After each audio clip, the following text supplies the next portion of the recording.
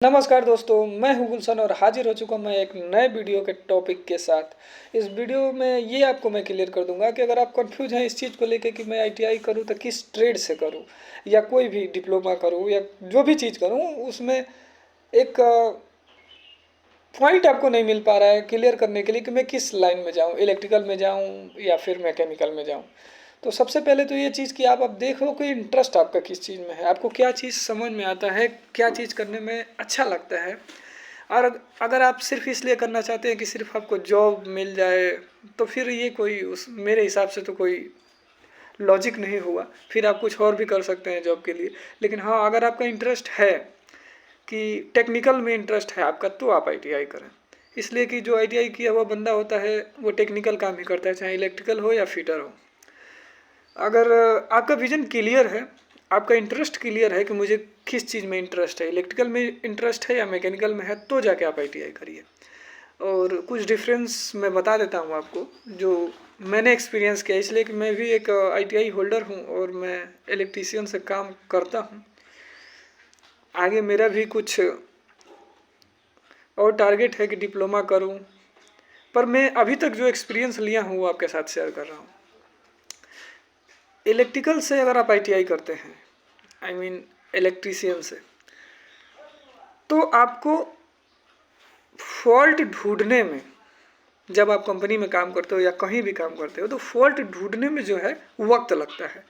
लेकिन अगर फॉल्ट पता लग जाता है तो उसे सॉल्व करने में बहुत शारीरिक मेहनत नहीं लगती है आपको, और आप आसानी से उसको कर लेते हो। जैसे कोई वायर जल गई है, आप क्लियर कर लिए कि कहाँ से सप्लाई ब्रेक हो रही है, कहाँ से वायर जली है। अगर आपको फाउंड हो गया, पहले तो फाउंड होने में टाइम लग जाता है। अगर फाउंड हो गया तो आप जाओगे, एक नॉर्मल प्लास रखोगे, टेस्टर रखोगे, टेप रखोगे, काटोगे, जोड़ोगे उसको।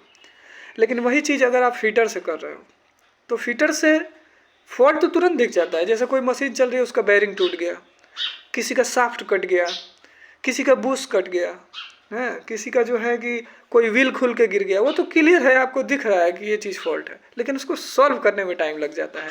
फिजिकली मेहनत ज़्यादा उसमें है फीटर में, और इलेक्ट्रिकल में थोड़ा फिजिकली मेहनत कम। ऐसा नहीं है, दोनों ट्रेड अपने आप में मायने रखते हैं, इसलिए कि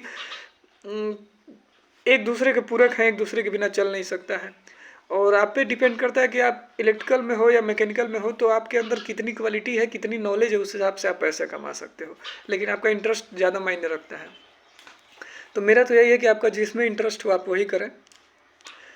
और फिटर में ये है कि कोई फॉल्ट होती है, उसमें मेन पावर ज़्यादा लगती है सॉल्व करने में। जैसे कोई बड़ी मशीन है, उसका शाफ्ट ख़राब हो गया, तो शाफ्ट निकालने में और लगाने में 2 3 4 आदमी की ज़रूरत होती है।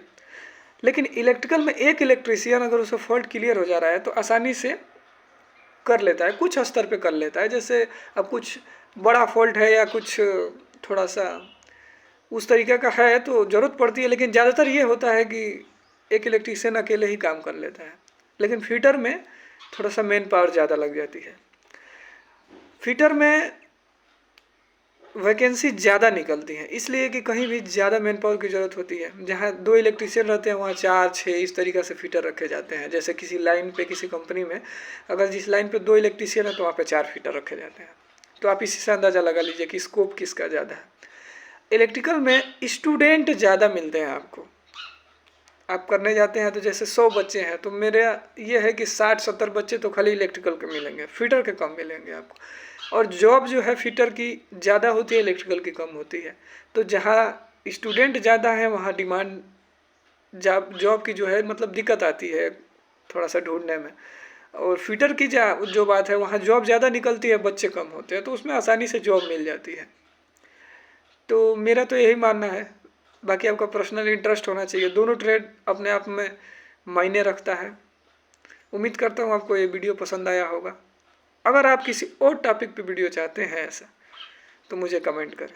अगर पसंद आया तो इस वीडियो को एक लाइक ज़रूर दें। धन्यवाद।